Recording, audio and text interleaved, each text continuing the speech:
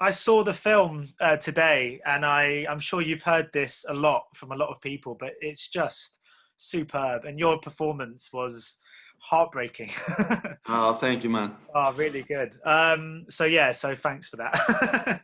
I'm happy to hear, man. Yeah, I'll get started. I mean, I was going to start really. This performance and this character. I mean, this is a real gift, isn't it, for an actor? I mean, when you read the screenplay and you sort of saw how much you had to work with this role, it must have been a bit of a dream come true, really. Yeah, it was a dream. Yeah, it is such a challenge, and and when you start to get to know the crew and the cast, of course, obviously, because Iceland is a small film community, so it was easy. I knew more than half of the crew.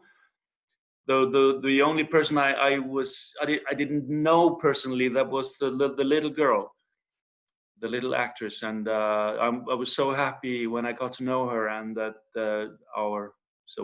it clicked, like we found it right away that we matched, and and when you feel the first days of shooting that the machine is working, then you are happy, and then you are like free to keep on working. Yeah, what was it like? Yeah, you mentioned sort of working with the young girl, because you have to build a rapport with a young actress like that, because you're obviously her father. And how was that for you? And was it quite hard at the end of a shoot to kind of say goodbye? Because usually with actors, you can WhatsApp and you can meet for a drink at film festivals. But I guess when you work alongside a young person like that, it must be quite sad when you have to sort of bid farewell at the end of a shoot. Yeah, but I know I wasn't saying goodbye forever, because the director is her father, and so I and I'll probably work with him in the future, and also his next film project is I'm on that, and she will also be there. So yeah, but of course it is sad to say goodbye to this particular project, and you're saying goodbye to this special world that you have been a part of creating it yourself, and with among all the others. And so it's like it's the world that we did together, and so it is very sentimental. Yeah, it is. Yeah, it was, because I mean, this concept for the movie is sort of fascinating, really, because we're so used to eulogizing and almost can be sycophantic about the deceased. When people pass away, you very rarely hear them have a bad word said about them in films, particularly from their family. Was that quite an interesting kind of thing for you to explore? Was someone going through grief, but grief that was also tinged with sort of feelings of anger and regret and remorse? Yeah. No, it is. It was. I think for the character, it was challenging to. It's like going into. I think he went through this journey on. He didn't avoid to. He's like. Okay, he hit that time when he opened the box and he found out something about some other guy and stuff. And instead of close the box and forget about it, he opens it and then goes deeper into it to explore. I think a part of it is to explore himself, to know. I mean, who am I? Who am I? Am I an animal, or am I just hopeless case? Because he finds him kind of hopeless with the psychiatrist and all the others, and so I think it was like a self exploration to dig into it and face himself, and to go through this journey. I mean, yeah, because like you said, he's going through so much internally. It must have been was it quite an exhausting experience doing this? Because you're kind of playing a character that's got sort of so much going on in his mind. I mean, and obviously you're having to access emotions like grief and revenge and all these kind of things. And like you said, trying to understand who he is. I mean, it must have been at sort of the end of the day when the day was over, when they shouted cut. It must have been quite exhausting for you. Yeah, it was. But it's also when you feel that there was a good days of shooting, you also, it gives you an energy as well. It's like for the next step to take, you know, and the next step, it's like awarding. So yeah, of course it's exhausting,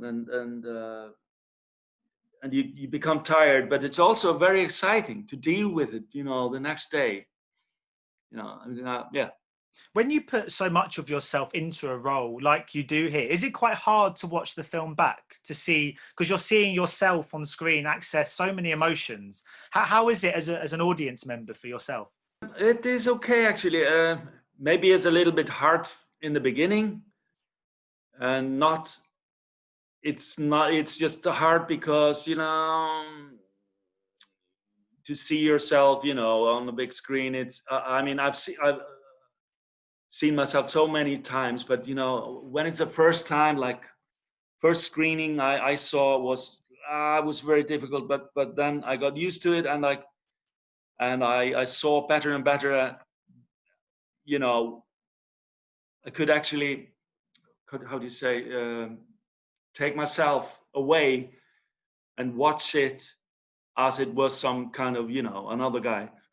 Yeah. Because I mean, obviously, I'm sure every actor is quite sort of self-critical of their own work, but you've obviously been nominated for awards and you've picked up awards on the festival circuit.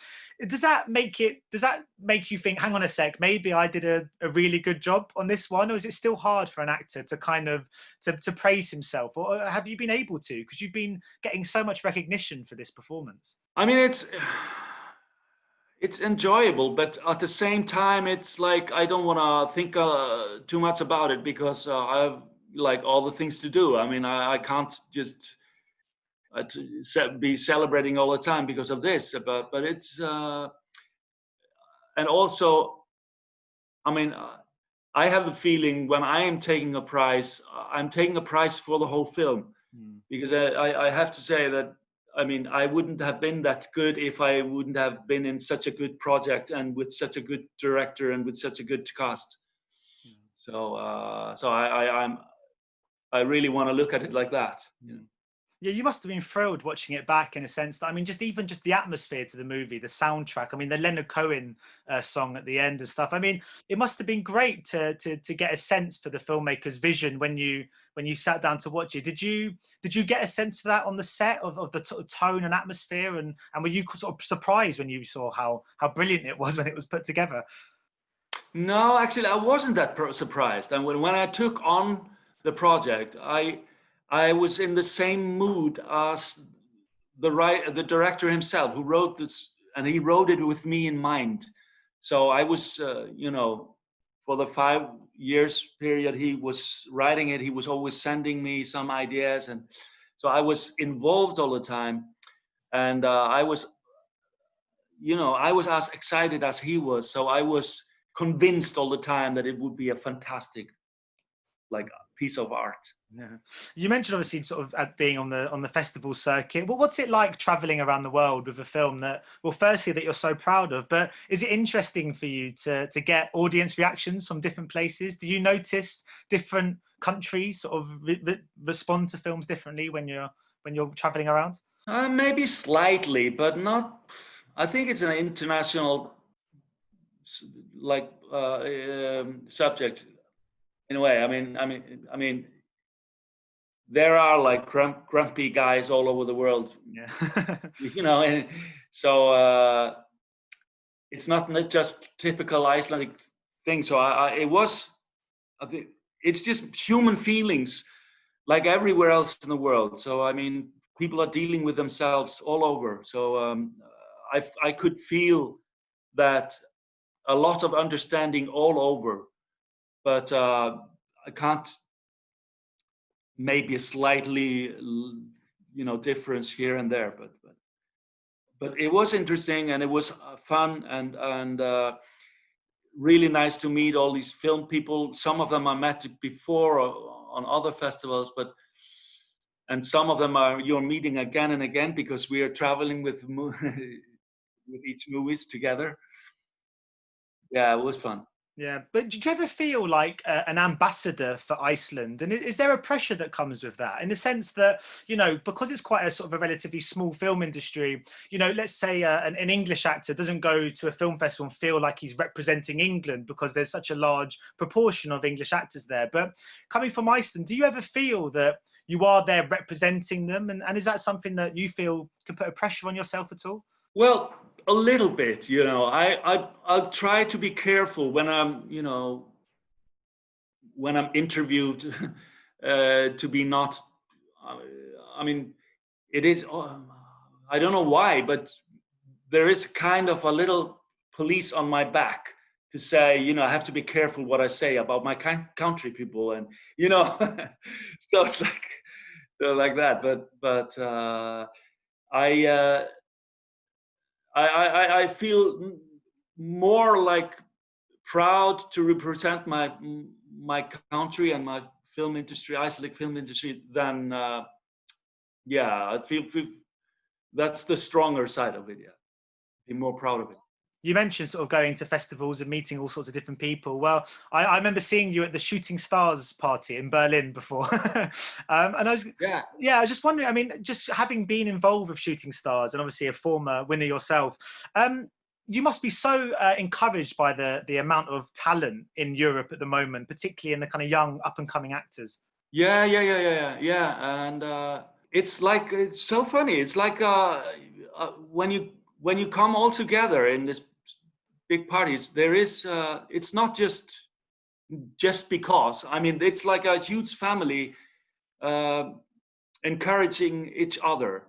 So I think it's very important to do this, to unite all of us in Europe together and feel that we are a family. We are all of us thinking the same and doing our best.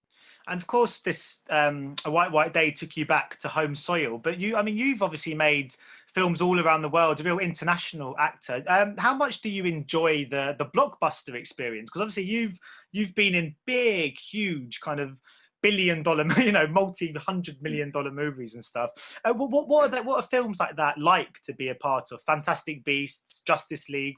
What's it like being a part of that huge machine? Is this quite enjoyable for you? I mean, yeah, in that sense, it's interesting, and also there are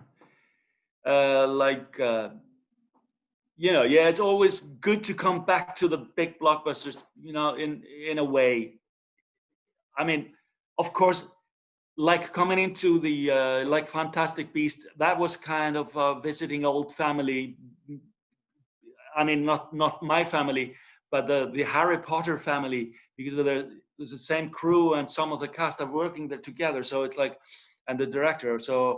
So it's like, yeah, they are coming to that set. They were with their open arms welcoming me. So it's very, very, very nice atmosphere on that huge film set in the studio. And some other productions are a little bit more colder, but but you know, it's just filmmaking, but it's a huge factory over there, you know. Yeah, because I went on the Harry Potter studio tour. You know, there you can go and see and I was kind of taken aback by the level of the meticulous sort of the way they make the props and the sets and stuff. It's kind of incredible. And you've been in this industry a long time, but are you still sort of overwhelmed sometimes on movie sets like that to see that many people working on bringing stories to life? Yeah, I am actually, and you know, last time on the Fantastic Beasts, and you know, we were doing Paris 1928, and all the little details in the background that are so real that I mean, and all the people that are working on it. It is, of course, it's like you say to yourself, "Oh my God, you know, this is so so expensive." But it's important as well, you know. It is. Yeah, but it must be great, I suppose, as well, because you make films like that, and then it allows you to make movies like A White Day. I guess it's a balance that's very important for actors to strike, which is make the big money movies, and then gives you the freedom to take part in the more creative productions. Yeah, definitely. And I think I'm a lucky guy, you know, I'm really, really lucky to get the chance to work on Icelandic because home is home, and it really important to work on Icelandic movies. And I sometimes, when I see some of my fellow actors that are maybe European and they're doing really, really good in the the big blockbusters movies, I'm not sure they're as happy as I am, you know, getting chance to work on all these creative Icelandic movies as well. So talking of home, is that where you are now? Is that where you've spent the sort of the lockdown period over the last few months? Yeah. I mean, there was not much. I was supposed to do two TV series here at home, which I'm working on now, and then there was one film.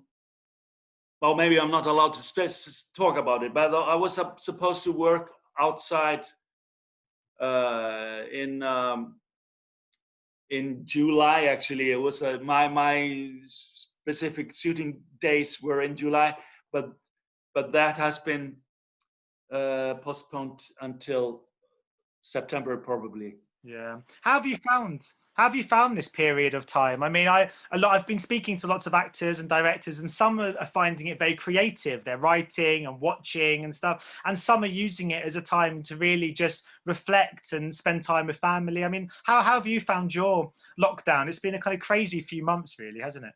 Yeah, it has been really enjoyable for me. But actually, yeah, creatively and also with family. We've been all together, and I've been fixing things that I've been neglected for a long time. And then I've been, you know,